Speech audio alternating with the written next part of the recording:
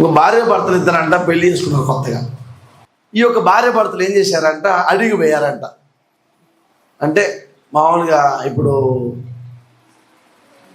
కోరుట్లలో ఏముంటుందంటే ఈ ఒక ఏసుమని గుట్ట ఒకటి ఉంటుంది, తర్వాత అటు సైడ్ అర్బన్ కాలనీ ఒకటి ఉంటుంది.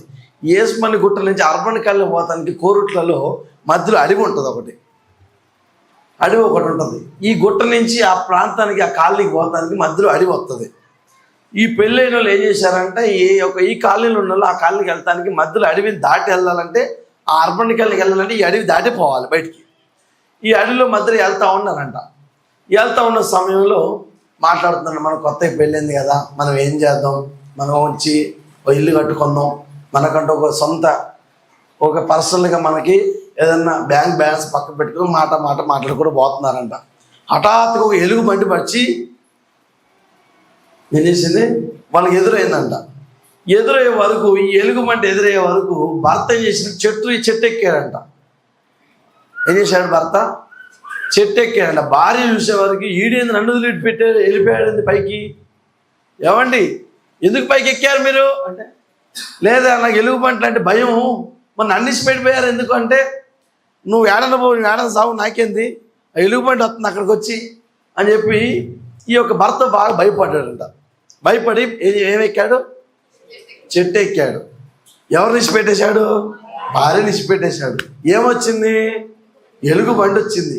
ఎలుగు బండి వచ్చిన సమయంలో భార్య ఏం చేయాలో అర్థం కావట్లే. ఎలుగు బండ్లు అయితే చంపేవా మనిషిని, చంపేసి తినేస్తాయి మనల్ని. ఎలుగు బండ్లు వచ్చినా, పుళ్ళు వచ్చినా, సింహాలు వచ్చినా తినేస్తాయి. ఈ యొక్క భార్య ఏం చేసిందంటే, చిన్నప్పుడు చదువుకుంది. ఏమని చదువుకుందంటే, ఎలుగు బండ్లు వచ్చినప్పుడు చనిపోయినట్టు యాక్టింగ్ ఎత్తే అవి చూసుకొని వెళ్ళిపోతాయి, కానీ తినవు.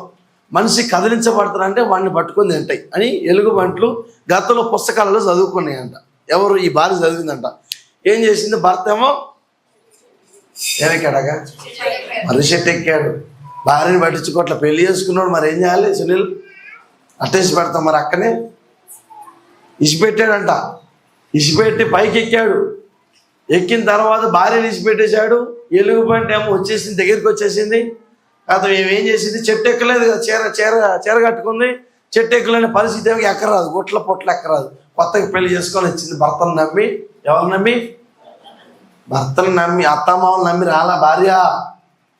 భర్తని మాత్రమే నమ్మి తన వెంట వచ్చి ఏం చేసిందంటే, నమ్మి పెళ్లి చేసుకుంది, ముందు పడ్డది. చూశాను భర్త ఏం చేశాడు, మోసగించి. తెలివిగల్లోడు మీరేం చేస్తారు చెప్పండి. భర్తలు ఎలుగుబండి వచ్చింది, ఇక దాని తలకాయ అటు ఇటు తిప్పుతా ఉంది, చూసింది. అక్కడ మనిషి పడిపోయారు, కదులుతుంది.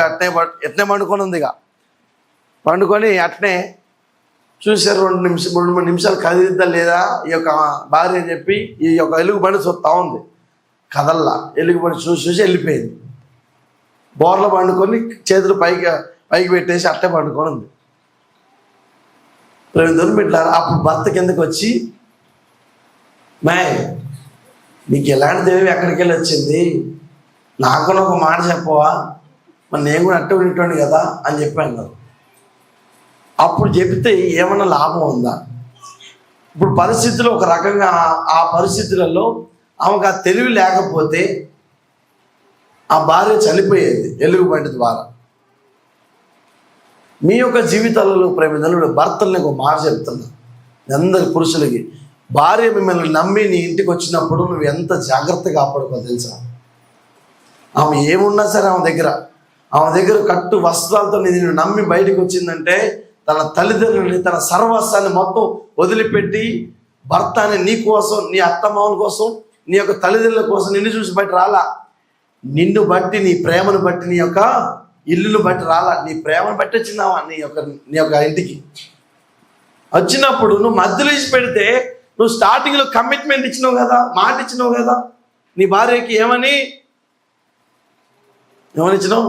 మా స్కూల్లో ప్లేట్స్ చెప్తారు. ప్లేట్స్, India is my country, all Indians are my brothers and sisters అని చెప్పి నువ్వు ఎట్లయితే ప్రతి దినము ఒక చిన్నపిల్లలు ఒక స్కూల్లో ఎలా తీర్మానం చేస్తారో, నా దేశానికి నేను పాత్రునై ఉన్నాను, నా యొక్క దేశంలో నా అక్క చెల్లెలు అందరూ, ఈ ఆడపిల్లలందరూ నా అక్క చెల్లెలు అన్నదమ్ములని ఒక యవనస్తుడు కమిట్మెంట్ ఇచ్చి ప్లెడ్జ్ చెప్తాడు.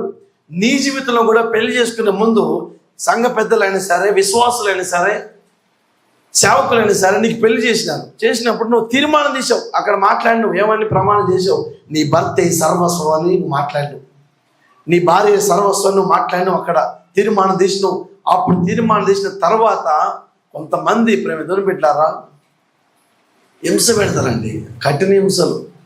భార్య ఒక్కొక్కరండి, రాక్షసులు కాదు నాకు తెలియదు, కానీ చాలా దారుణంగా అండి. కొంతమంది భర్తలు భార్యల్ని, అంటే ఆమెకు ఓన్లీ మాట్లాడవచ్చు అనే హక్కుతోటే, నోటి మాట ఒకటే వచ్చు, అంటే ఏ కొట్టలేదు, మనకేమో కండ్లు గిన్నెలు ఉన్నాయి, కొడితే వేసి కొడితే అక్కడ పడిపోద్ది అనే తత్వంలో నువ్వు ఉండవేమో. నిన్ను నమ్మి ఆ సర్వస్వం మొత్తం నీకే అర్పించేసి నువ్వు ఒక్క దినం నీ ఇంటిని ఇచ్చిపెట్టి నువ్వు వేరే ఇంటికి పోయి ఒక దినం పడుకో, అడిగిపోయి తెల్లారి దినం వచ్చేస్తావు. నాకు ఇల్లు లేదా? వాళ్ళ ఇంట్లో నేను ఎందుకు పండుకుంటా? వాళ్ళ ఇంట్లో పోయి నేను పోయి గ్లాసులో నీళ్ళు అడిగి అన్నం పెట్టిన అడగాల నేను అని చెప్పి నెక్స్ట్ దినమే నువ్వు వచ్చేస్తావు.